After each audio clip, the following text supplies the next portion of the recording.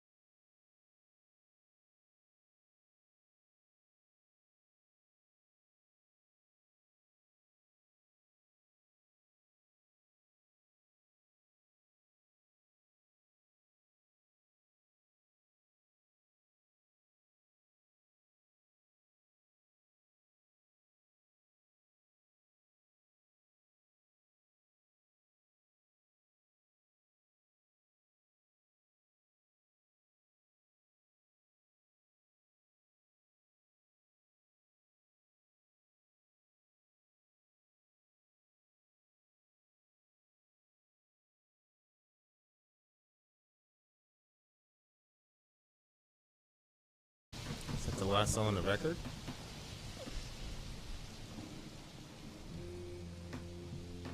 Yeah, pretty much. That was the last song. It says this is the last one he recorded before his Yikes. passing. Wow, that was. They have such Daniel smooth said that he music. was whispering. Whispering what? I don't know, that he was whispering in the song. I didn't hear any whispering. He says those whispers underneath.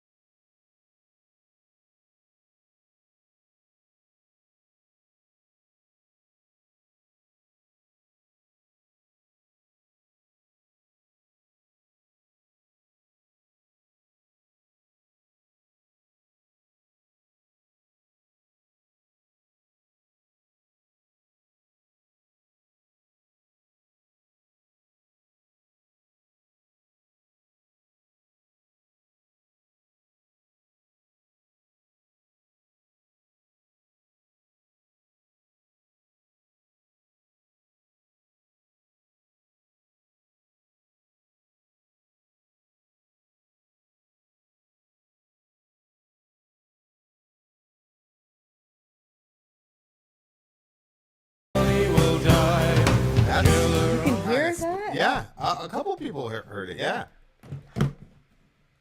Holy shit, that's kind of spooky. I was I'm gonna not say lie. he's gonna use the word spooky. Considering that's the last thing he did. Yeah. I mean, that's according to Montgomery, but I mean, he's half our age. But I would probably default to him that he would probably know more than us on this topic. It's also over here. This is the last song Jim Morrison recorded. Or he's talking about the whisper. No, he said the whisper is what everybody heard it except for you, Sweets. I'm very, very sorry. That's unfortunate. What a genius that guy was. He's smart. Okay. First of all, I love the sound of a storm. So starting and As- ending with a as storm do I. sound, I really enjoyed that. As do I. You do? Yeah. One of those noise things I have, it's like a 2-hour storm on loop, but it's like a different kind of storm. It's not the same one. They have one section where it's on a tin roof. The rain is on a tin roof. It's pretty good. But go ahead. So then you're going to sit with me like outside in Florida when it's storming? Yeah, I mean, we could probably die. But No, yeah, I underneath like one of those it. little things. Yeah. Oh, yeah. I love doing that. We used to do that all the time in Florida.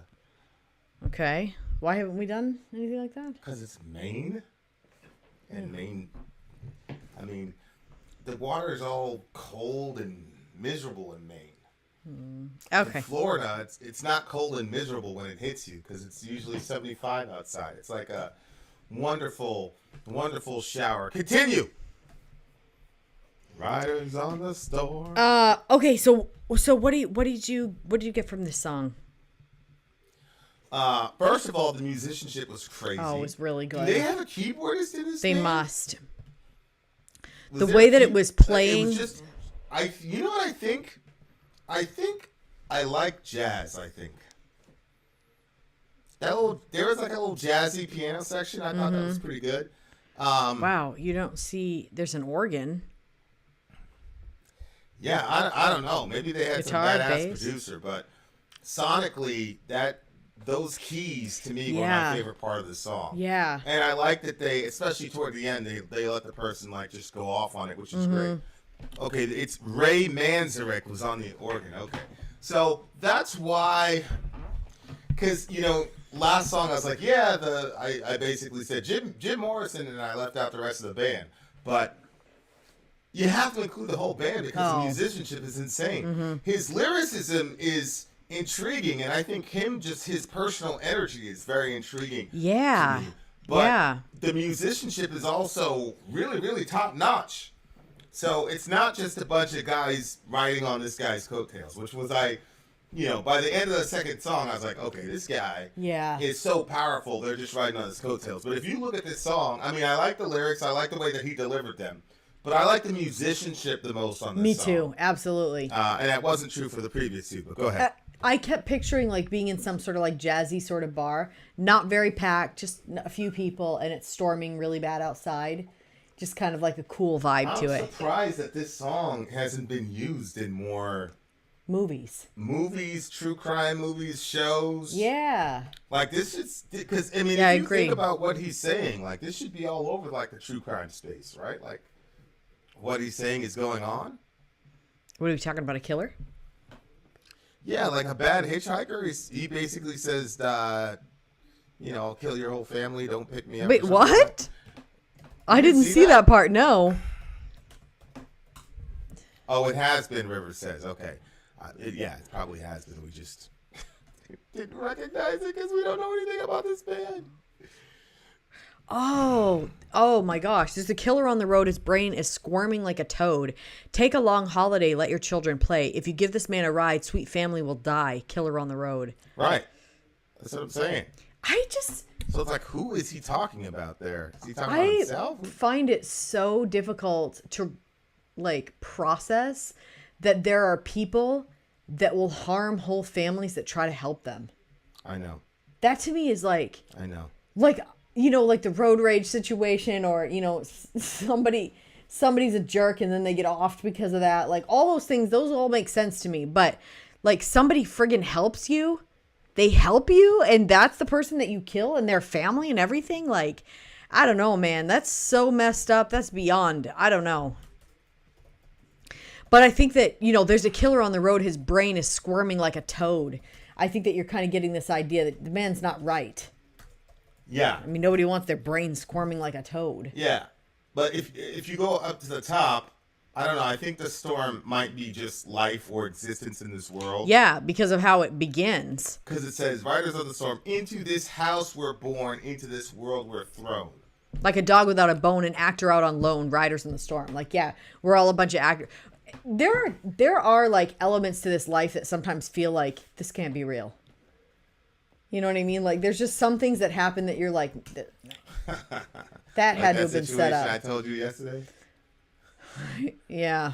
You bitch, with all your opinions, and your bitch ass couldn't hold on after one infraction. Fuck you and everybody with you. Your hypocritical ass. Go ahead, continue. Ridiculous. He knows who I'm talking to. Go ahead. I laughed at you, my guy. I was driving home yesterday, dying laughing after I told that dummy kid. I'll tell you about that later. Anyway, go ahead, continue. It was a good day for me yesterday. Ridiculous. You couldn't walk a mile in my shoes. You ain't got the mental stamina. Go ahead. I'm gonna get myself in trouble. Go on. And then it goes into, girl, you gotta love your man. Take him by the hand, make him understand the world on you depends. Our life will never end. It's about serial killer Billy Cook. Jim was obsessed with him. So there you go. Billy Cook? Billy Cook was apparently a I don't know Billy Cook's story. I'm assuming his MO was that he would act like a hitchhiker and then do all types of I'm telling you, shit to people. That is one thing that I have realized is he doesn't even look like a scary person. I really thought that you could tell the difference between a safe and an unsafe person based on what they looked like. And the more true crime I'm like, I would have got duped. I'm like, I can't believe I'm still alive. Yeah. He was an American spree killer and mass murderer who murdered 6 people, including a family of 5. What the? On a 22-day rampage between Missouri and California from 1950 to 1951. Yeah, he was a bad guy. He was executed. Into this house we're born, into this world we're thrown. He was trying to eliminate witnesses, and his motive was robbery also. Weird. Okay. Wow. Well, I don't know. Long holiday, he looks crazy here. Yeah, I mean, but the fact of the matter is, the terror of it all is you really, really cannot tell. No. I mean, I picked up hitchhikers. Have you picked up hitchhikers? Mm-hmm. Since you I did don't with me? anymore. No, Oh, not since you've been no. with me. Since I've been with you, I don't do. We kind of loosely knew that person, Which person? Jedi. Yeah. Yeah. So I picked him up. Yeah. Yeah. But I mean, really While don't. we were together? Yeah, I told you that. Okay. I mean, that was a long time ago. I didn't have either one of the babies yet. It was like way at the beginning. But yeah, the thing, even though you know somebody, you don't really know. Because like all those, like there's so many times that you find out, like, and people are like, I had no idea that person was like that. I know. That's why, like, you know, I remember one time it was actually Jeffrey Gilbo, and they were teaching us about strangers. Shout out to the homie. We were in the first grade. They were teaching us about strangers, and the stranger in the thing was all. And she's like, "Okay, now show us who's the stranger." And it was like everybody's fine. Then there's this one guy in a hat looking like this, and it's like that's a stranger. Yeah. So at the end of it, Jeffrey's like, "I think you're actually teaching us to get kidnapped," and we were all like, "What the hell?" And then Jeffrey Gilbo goes, "Which kidnapper is going to walk around looking like that? None of us would ever get kidnapped. None of us would fall for it." He's like, "I need you to show me how to not go into the stranger's van with the chocolate bar." What the hell? Mm-hmm. And we all Smart kid. looked at, yeah, we were, I mean, first grade. We all kind of looked ahead at the teacher. And she said something like the Blessed Mother wouldn't allow us to get into the van to some shit, whatever. Really? Yeah. What in the world? She had nothing to say. Yeah. She just got outdone by Jeffrey Gilbo. You know, I think she never forgave him for that. 'Cause Probably. it's the same Jeffrey Gilbo that. Shout out to the homie.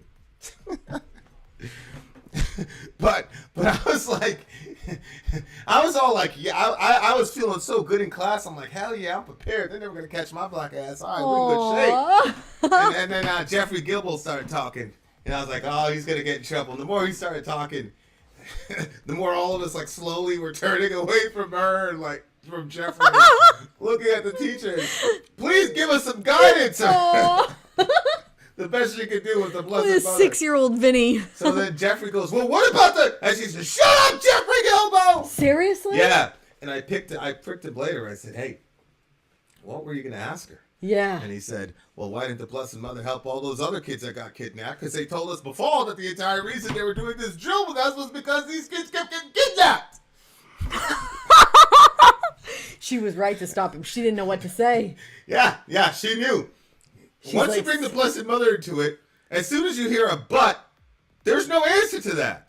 So she probably saved him for a couple hours in purgatory. She was doing the good thing for Jeffrey Gilbo. It wasn't that she didn't have a response. She didn't have a response. All right. What a disaster. So I don't understand verse 2. Girl, you got to love your man, take him by the hand, make him understand the world on you depends. Our life will never end. We're going from a serial killer to... Well, I mean, the guy killed an entire family, so I'm assuming that, and he's saying make her understand, because one of the things he tried to do was kill witnesses, right? Mm-hmm. So, we could see a conversation in the show that we're watching right now. Like, couldn't you see that conversation? Like, hey, make him understand. Oh, that he needs to be quiet? Yeah. Oh. See what I'm saying? Make him understand. The world on you depends. Everything depends on you. Our life will never end. Gotta love your man.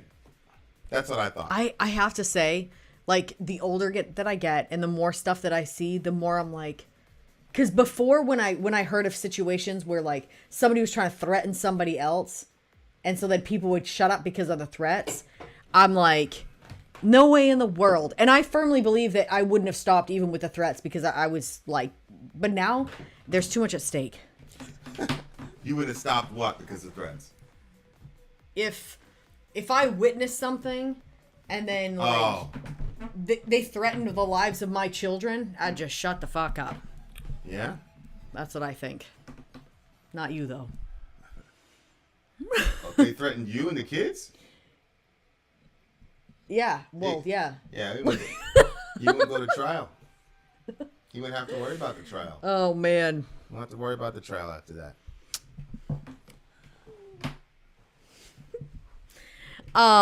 Yeah, okay, well, I mean, I think we got the lyrics. So then it just goes into the writing of the writers of the story. It's so weird because the vibe that the song gives you, if you're not watching the lyrics, you wouldn't really know. What do you mean? I wasn't watching the lyrics really, so I was just like, This guy I was in some jazz bar, not shit like really just like stays with you. Earwork. Riders on the storm. It's just very something mysterious about this guy. I'm surprised that there aren't a bunch of like Christian conspiracy theories about this dude. Like he was some, like, satanic devilish. Yeah, I'm very surprised also. Yeah, you know what I'm saying? Because like this dude, it looks like I'm so grateful to you, Nick, that we're doing like one the entire thing with this thing because he has been a mystery. The Beatles are still a mystery to me, to be honest with you. I'm not gonna lie. Like I still don't understand Complete the mystery. Beatles hype. But here we go. Amy says, "See how serial killers inspire love." Oh man. Okay, this one. I was talking. Hold on, one more thing. I was talking to a friend of mine once. Well, he wasn't a friend of mine. He was my problem of evil, and it got pretty sophisticated. And then his rebuttal was, "Well, God shouldn't have the right to take my life because He gave me this life without asking my permission." Now, to me, as a Christian, I'm like, this is absolute lunacy. But I understand the point to a degree. Like, I'm having a hard time. I'm being thrown into this system Yeah. called the world or life or whatever, and I didn't consent to any of this shit. I didn't consent to be born. I didn't consent to be alive in this horrible world. Now I have to play by these certain rules in this thing, or bad things are gonna be happening to me. What the fuck? Would you like that if you got bonked over the head and then you woke up and now all of a sudden you're in the middle of not Game of Thrones? What's that thing that Korean show where people got shot for messing up freeze tag or whatever? Oh. Can you imagine? Yeah. Like, you get bonked at the head and then you wake up and you're on this horrible game show. You have to walk across this bridge and if the glass is too tempered, you're going to fall to a horrible, painful death. He's like, I didn't ask for this shit. So how could you punish? I was like, at first I was like, this is ridiculous. Then I was like, I understand. I get it. That makes sense. So anyway, when he said, "Into this house we're born, into this world we're thrown," Squid Game. Squid Game, yes, Squid Game. Squid Game, and pretty much this world is literally Squid Game, right? All of us are dying every day, and a lot of it is for dumb shit like freeze tag or whatever. I mean, just today Biden said, "Yeah, I think I think the Ukrainians are going to have to give up some land." No fucking shit. You knew that already. But you let those Ukrainians go out there and you fucking use them for cannon fodder. Help me, Lord.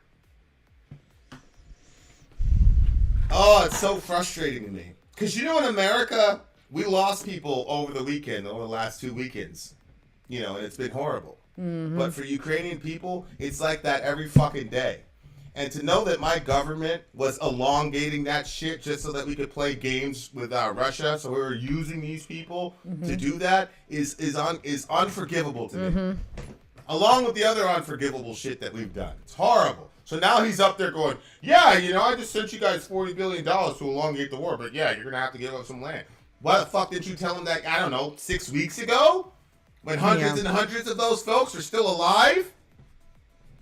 So we're all playing. It's the whole thing's a game, and you're gonna, nihilistically fall over the edge at some point. Right. So that to me, like that mindset, sets up the justification, anyway, ideologically, of a serial killer.